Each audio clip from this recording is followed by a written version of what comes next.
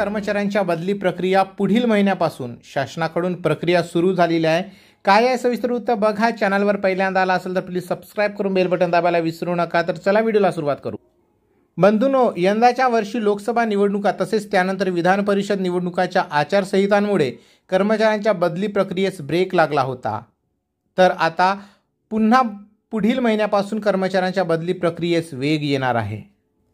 दरवर्षी राज्यातील जिल्हा परिषदांमध्ये कार्यरत कर्मचाऱ्यांच्या बदल्या मे महिन्यामध्ये होतात, तर इतर शासकीय कर्मचाऱ्यांच्या बदल्यांची प्रक्रिया जुलै महिन्यापर्यंत पूर्ण होते।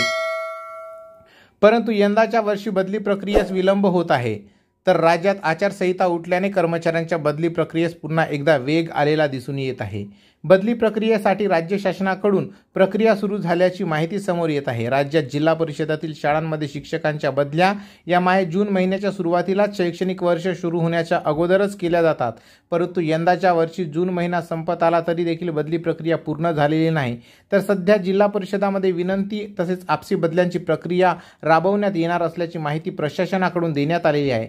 त्याचबरोबर शासकीय कर्मचाऱ्यांच्या बदल्याबाबत देखील केवळ विनंती बदल्या या तुर्तास माननीय मुख्यमंत्री यांच्या सहीने बदली केली जाणार असल्याची माहिती मुख्य सचिव यांनी कर्मचारी संघटनांच्या बैठकीदरम्यान सांगितले।